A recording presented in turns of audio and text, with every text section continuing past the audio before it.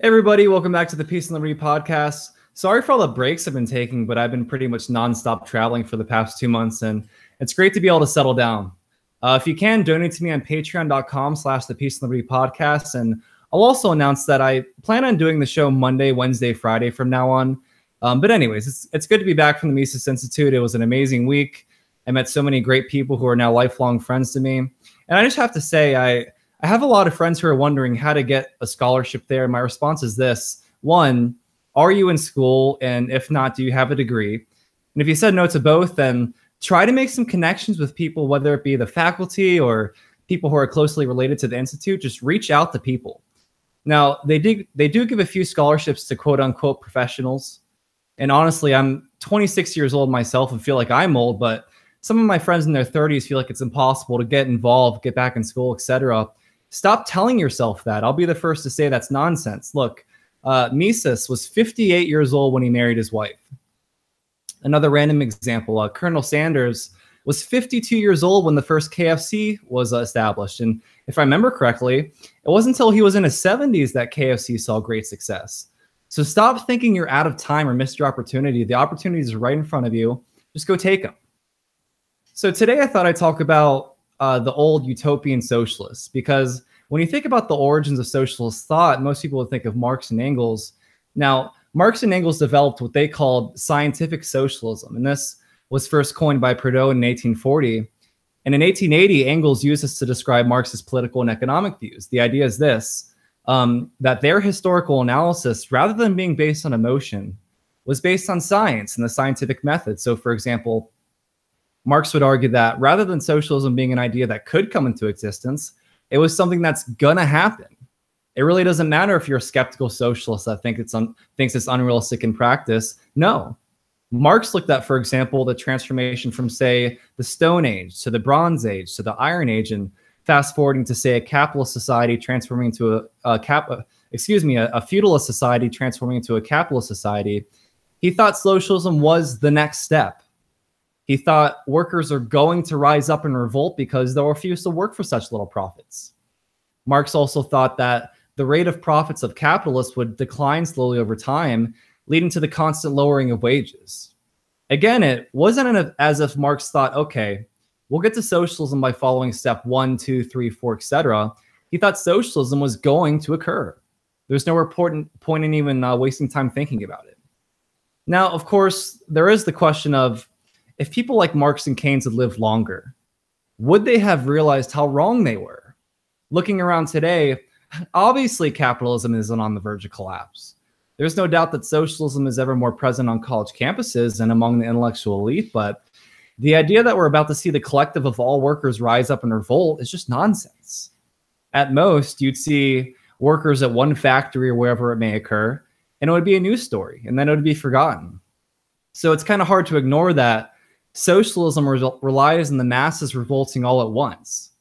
It's no wonder near the end of Marx's life that he would study random subjects like chemistry because he couldn't solve the fundamental problems in his theories. And few people know that, but for volume 1 of Das Kapital, it was published in 1867, and then Marx died in 1883, before the other 2 volumes came out. It was actually Engels who was sitting on Marx's footnotes that put out the other 2 volumes. And just to reiterate, Marx did not solve the transformation problem, among many contradictions in his philosophy. A good book you can read on that is titled Marx and the Close of a System by Eugen Boom Bawerk. His name's a tough name to say, Eugen Boom Bawerk. And he just demolishes Marx. It's a systematic destruction of all his points. But I'll jump into the discussion for today, which is about utopian socialists. The point of my little rant there before was so you can have a real good laugh in regards to what you're about to hear next. Now, I'm going to keep it a short episode, but I figured I'd go over a few of the utopian socialists, such as Henry St. Simon, who had disdain for what he called the idling class, or in other words, just lazy capitalists who happen to have money and they're able to now sit around and do nothing while the employees do all the work. That came from St. Simon. Robert Owen was another one. He was actually a successful businessman and attempted to set up his own Owenite society in Indiana. Funny enough, that collapsed when one of his business partners ran off with all the profits. It turns out it's hard to continue on without those dirty profits. Now, Charles Fourier, who is my personal favorite, Where to even start? I need to give credit to Joe Salerno, who gave a great lecture. He gives this lecture every year at the Mises Institute, and I'll link to it below, on calculation and socialism. But if you've been wondering, man, there must be some kind of humiliating material that arose from the socialist movement. This one guy alone is like a gold mine in that respect. Supposedly, he was the guy who coined the term feminism in 1837, and that's something I randomly read earlier. It should be verified, but not surprising if true. He was born in 1772 in France, born to a small businessman. And by the way, it's hard to overlook that almost all the notable socialists made their livings off the back of capitalists. Even Marx, for example, survived on donations from Engels, which came from Engels' father's factory. Marx quite literally lived off the backs of toiled and exploited workers. It's not even a coincidence at this point. But anyways, Fourier, growing up, he wanted to become an engineer. But later on, he noted that he's glad he didn't do that because now he'll have more time to help humanity. Of course, the inventions or discoveries he could have made in the field of engineering, which actually could have helped humanity, were of little concern to him and would have, and he would help humanity through communication, I guess. What else? When his father died in 1781, he received 2/5 of his father's estate. And funny enough, one of Marx's planks in the Communist Manifesto is to do away with the right to inheritance. So poor Charles would have never had the chance to live this extravagant life, at least in the short run. And he's on record for having traveled all over in those following years. So it can be assumed he wasted all that money. Now here's the best part. The things he actually said. Brace yourself. He argued that the ideal world he was helping to create would last 80,000 years, 8,000 of them in an era of perfect harmony in which, again, brace yourself, androgynous plants would copulate or have sexual intercourse. 6 moons would orbit the Earth.